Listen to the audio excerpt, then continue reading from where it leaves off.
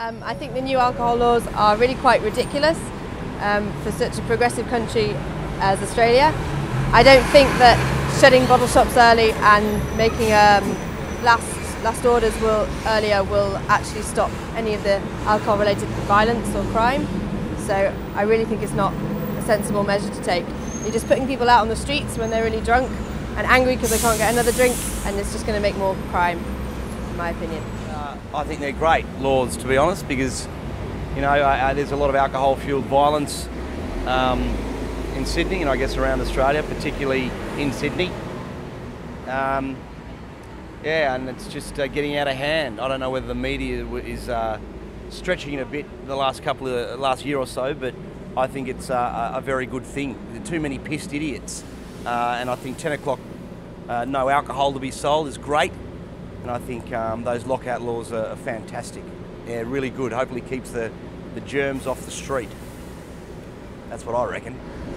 It's kind of a bummer to the end of the night, finish work and then you just got to go home. We can't go out, especially working 5 nights a week, 4 or 5 nights a week. You don't really get any time to go out after work. I think also the 3 o'clock no drinks rule is a bit ridiculous because your cab changeover is at 3 o'clock, so there's going to be a lot of people on the street at about 3 o'clock with nowhere to go, with all the cabs leaving the city and the cross. I beat up to sell newspapers. There's no evidence of any increased violence in those areas. In fact, it's actually decreased, I read recently. So, yeah, seems a bit stupid. I think it's fantastic. I don't really see why there's a problem with it at all. And you know what, I think we might not be in this situation where we have to have kind of laws to regulate people's behaviour if we didn't have such a kind of culture of excessive drinking and binge drinking. Recently I spent 6 months in Europe, and they have a really different culture around drinking and customs around drinking and really different habits around alcohol consumption.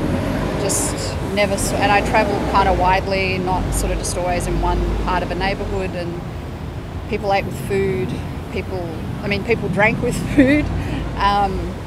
People would have drinks at like 10 a.m. in the morning sometimes, but they were part of a culture of an aperitif, and I guess they had a whole different sort of work culture as well, and I was actually really surprised at the difference in their attitudes and consumption of alcohol, to alcohol.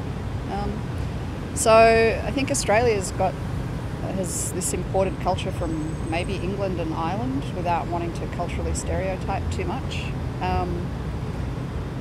And it's kind of a depressing culture around alcohol consumption. And I think because of that, there's all this regulation. Whereas if and all the attempts at behaviour change around sensible drinking and blah, blah, blah, all the kind of government-sponsored health campaigns obviously haven't worked. But it's really hard to change deeply culturally ingrained behaviours. So I guess this is where we end up. The new lockout laws, well, I think it's absolutely pathetic.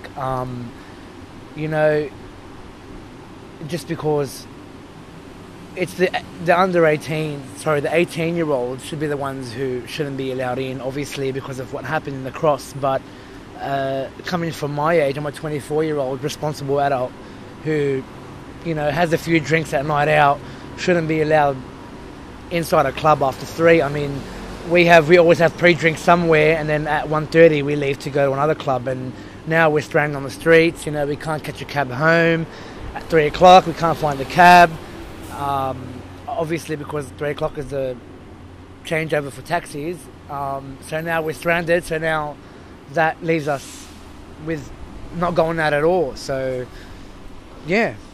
I'm not a person who goes out drinking or clubbing, but I don't understand how they're going to be effective, because the behaviour that I think they think relates to drinking is perhaps not drinking related, it possibly is drug related, but I would also say it's behaviour related, and that's really what the issue is, which they're not addressing because it's too big for them maybe, and them being the government.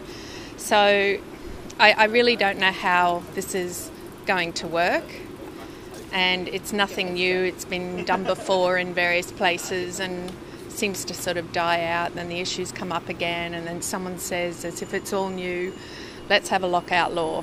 So to me it's a pretense, as if something's being done, but I'm wondering where the justification is for them to even suggest this very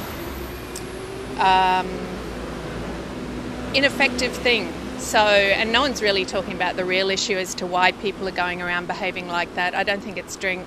I don't think it's really drugs. I think it's about a very disturbed person who has a whole pile of issues to make them even do that despite the influences.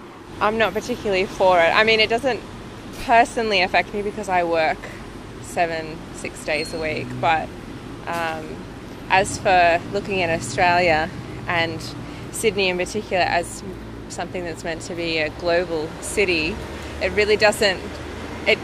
People coming to Sydney would be very disappointed to know that, you know, this isn't really on the same level as maybe New York, or where they can do things. And I also am from Newcastle, and I know that they trialled the lockout laws in Newcastle to begin with, and it was quite positive because, I mean, there's a handful of bars and pubs, I mean a handful. So here there is, you know, thousands and thousands. So thinking that it fits so well in Newcastle and then comparing it to a massive city is ridiculous. And I don't think it is positive, no. And I think that even you can see in the news that initially, with putting the lockout laws in place, that it's been quite negative with violence. Well, I think the 1:30 lockout, I don't think it will help at all, actually. I think it will cause more trouble on the street.